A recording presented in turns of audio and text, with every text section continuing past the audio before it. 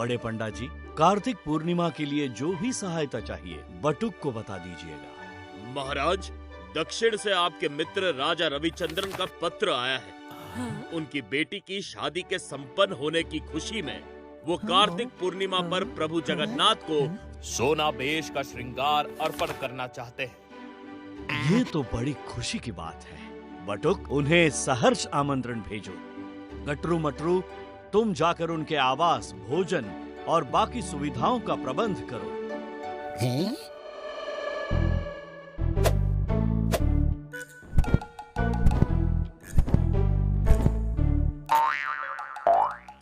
बेकार काम।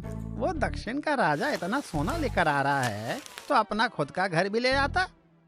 और नहीं तो क्या, बेकार में हमें उसकी चाकरी में लगा दिया महाराज ने, जैसे हमें कोई काम ही नहीं है।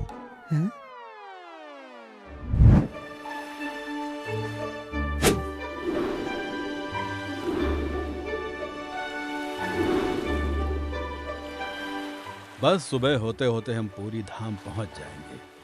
हाँ स्वामी, और कार्तिक पूर्णिमा को हमें प्रभु जगन्नाथ के दर्शन करने का अवसर मिलेगा। कितना शुभ संयोग बना है।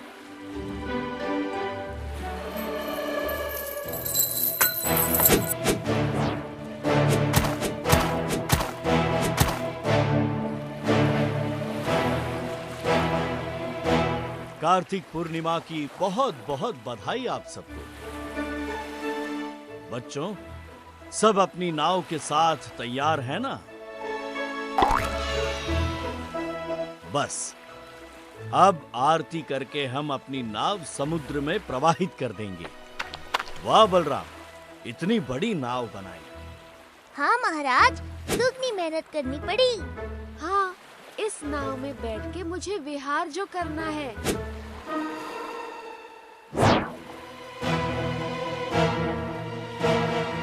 महाराज को बता। महाराज, महाराज, समुद्र में आंधी आ रही है। मेरे मित्र का जहाज है ये तो। बटुक, अभी अपनी कश्तियां लेकर जाओ और हमारे अतिथियों को सुरक्षित लेकर आओ। प्रभु जगन्नाथ के दर्शन के लिए आ रहे हैं वो, उन्हें कुछ नहीं होना चाहिए। आप निश्चिंत रहिए महाराज। हम भी चलते हैं।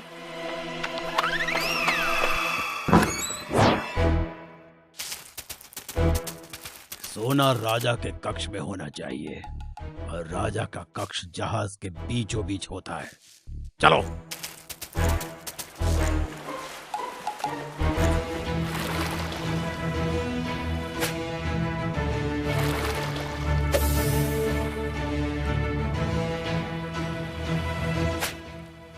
वो रहा जहाज, जल्दी उस तरफ चलो।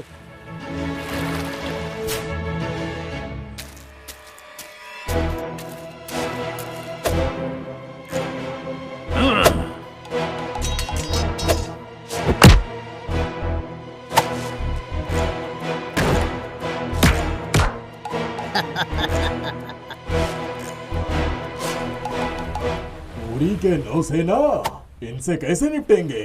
इनसे हम नहीं, दक्षिण के राजा और उनके सैनिक निपटेंगे। मेरे पास एक युक्ति है, चलो।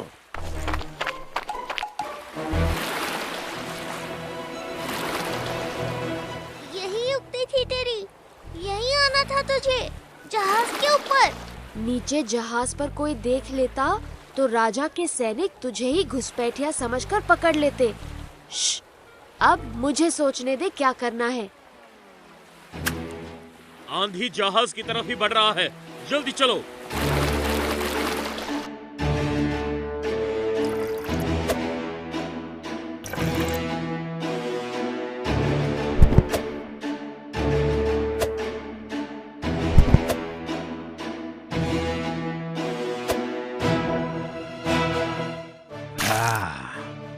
अब इस शिकंजी को पीकर राजा वही देखेगा जो हम उसे दिखाएंगे।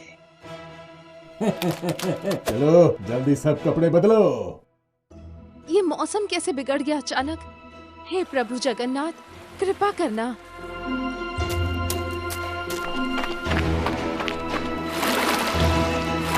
जगन, नीचे उतर।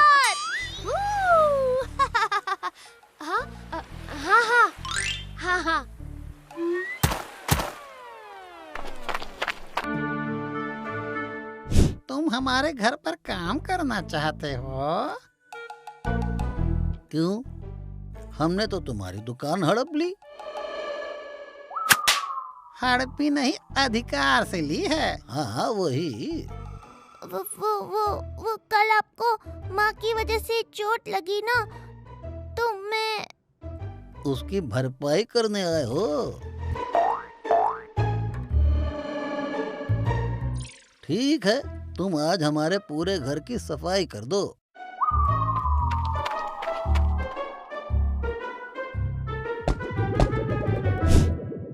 इन दोनों को घर से भगाना पड़ेगा।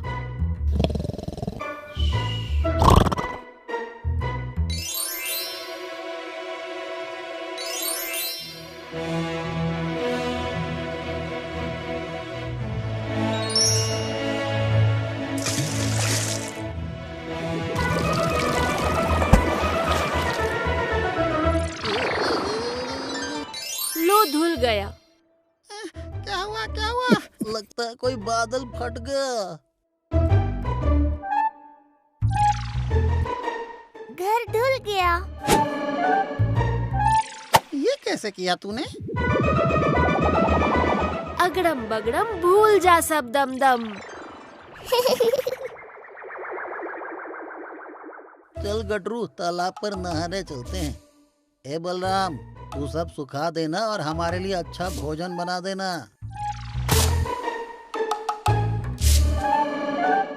चल, अब वो पुराने कागज ढूंढते हैं।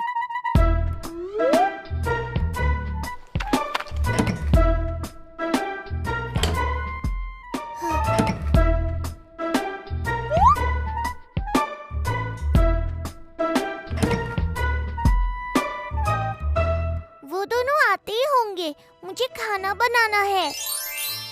तू ढूंढ, खाना मैं बनाता हूँ।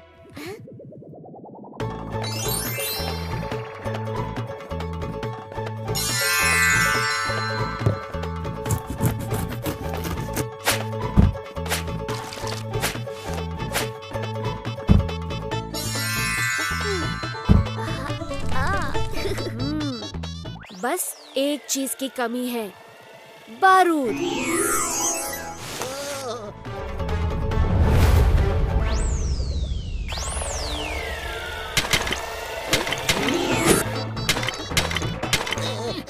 मर गए। मैं तुझे अगड़म बगड़म भूल जाओ सब दम दम। बड़ा नौटंकी है तू। बलराम, तूने मुझ पे? इसने नहीं फेंका, मैंने फेंका। क्या करेगा?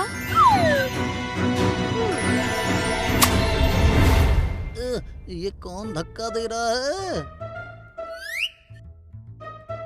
जगह नहीं।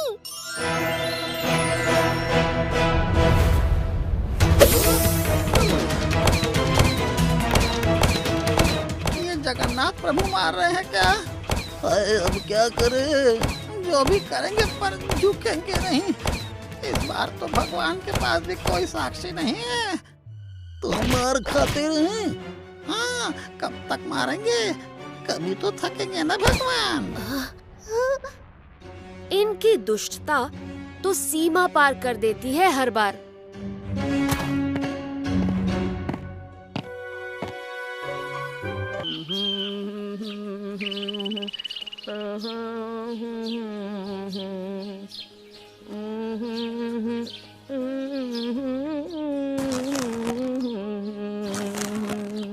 श्री कृष्ण गोविंद हरे मुरारी, हे नाथ नारायण वासुदेव।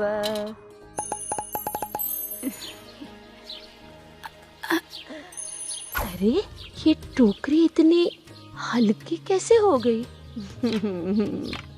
सब जगन्नाथ प्रभु की माया है। श्री कृष्ण गोविंद हरे मुरारी, हे नाथ नारायण वासुदेव।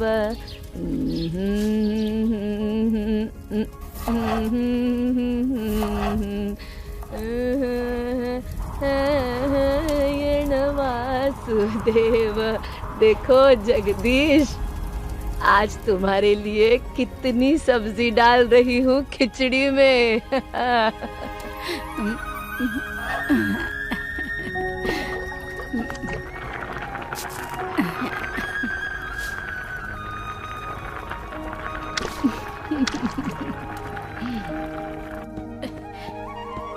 लो प्रभु, खाना खा लो।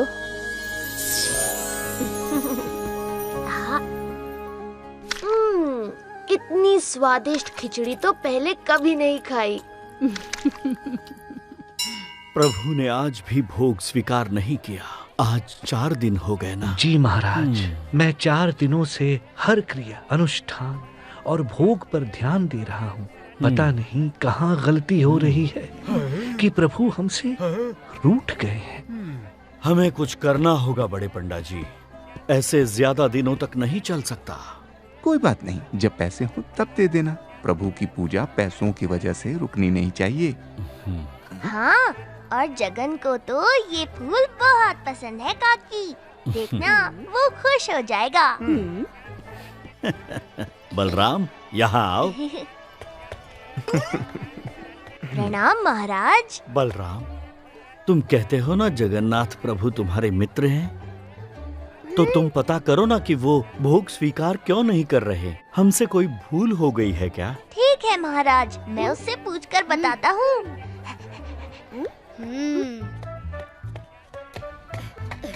जगन, जगन, अरे रुक जा जगन। आओ आओ आओ, जगन्नाथ प्रभु का प्रसाद ले जाओ।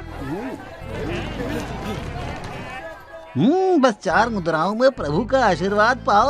आओ आओ आओ। अरे भाई, प्रसाद तो निशुल्क मिलता है, फिर हम काहे की मुद्राएं दे? क्योंकि ये कोई साधारण प्रसाद नहीं है। भगवान ने साक्षात प्रकट होकर इसे छुआ है, इसीलिए 4 मुद्राएं इसका मूल्य तय हुआ है, ताकि सिर्फ कुछ ही सौभाग्यशाली भक्त इसका पुण्य प्राप्त करें और तुम्हारे जैसे गरीब लीचड़ लोग दूर ही रहें। भागो यहाँ से।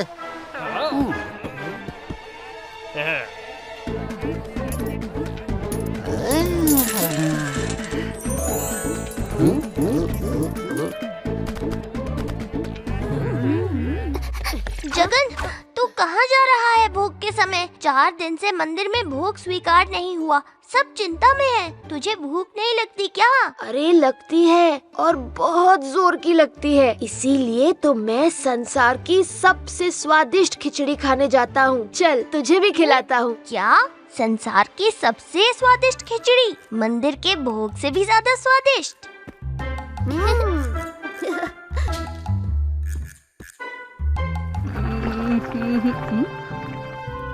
लो प्रभु, खाना खा लो।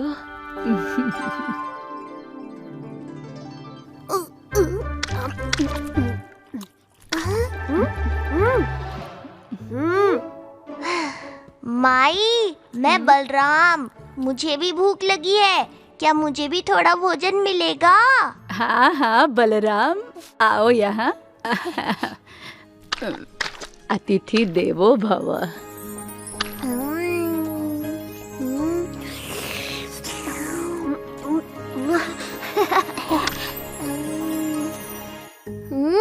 प्रभु, वो भूरी, वो अंधी बूढ़ी माई के वहाँ भोजन के लिए जाते हैं, और उन्हें वो खिचड़ी मंदिर के 56 भोग से भी ज्यादा स्वादिष्ट लगती है। वो सच में सबसे स्वादिष्ट खिचड़ी है महाराज, क्योंकि वो इतनी निर्मल भक्ति और निस्वार्थ प्रेम से बनी है, ऐसा जगन कहता है। बड़े पंडा जी, आप लोग चाहे तो स्वयं चलकर देख लें, मैं झूठ नहीं बोल रहा। ये बलराम हमारा नुकसान करवा के महाराज से प्रशंसा पाना चाहता है। अब देखो कैसे हमारा षड्यंत्र इसका बाजा बजवाता है।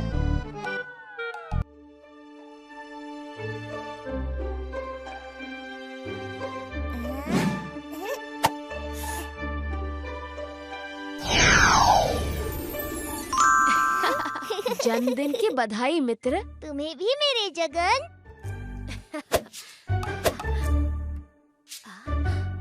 याद है जगन, मेरे 5वें जन्मदिन पर बाबा तुम्हें घर लाए थे। हाँ हाँ, उसी दिन से तो तू मेरे गले पड़ा हुआ है। बलराम नहा लिए? आ जाओ, खाना बन गया है। ठीक है, जा, अब नहीं पड़ूंगा तेरे गले। तो मैं पड़ जाऊंगा? माँ के हाथ के खाने के लिए मैं तुझे झेल ही लूंगा।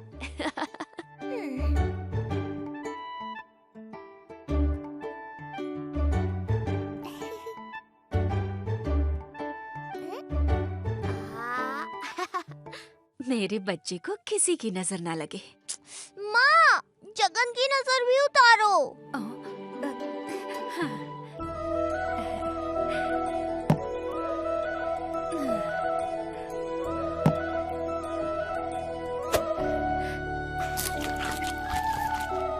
और ये मेरे बच्चों के लिए जन्मदिन का उपहार।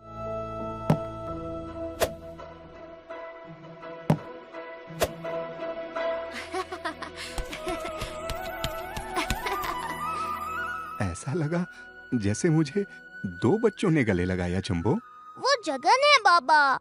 माँ, अब भूख लगी है।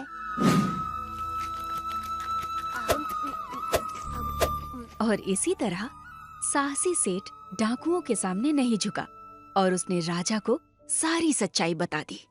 पर माँ, सेठ को अपने बेटे की चिंता नहीं थी? डाकू उसे मार देते तो? चिंता थी, पर सेठ जानता था उसके बेटे की सुरक्षा से जरूरी राज्य की सुरक्षा है।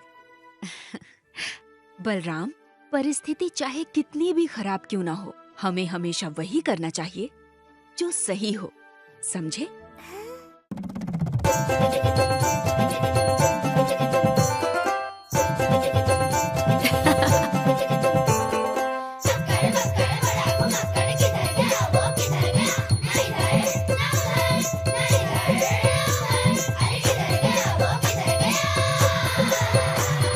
संकट भागे तुम दबा के जब वो साथ हो, है ना कोई उसके जैसा ऐसा यार। वो नुस्खे हैं अनोखे उसकी ही बातों में, प्यार की ऐसी झलकी उसकी आंखों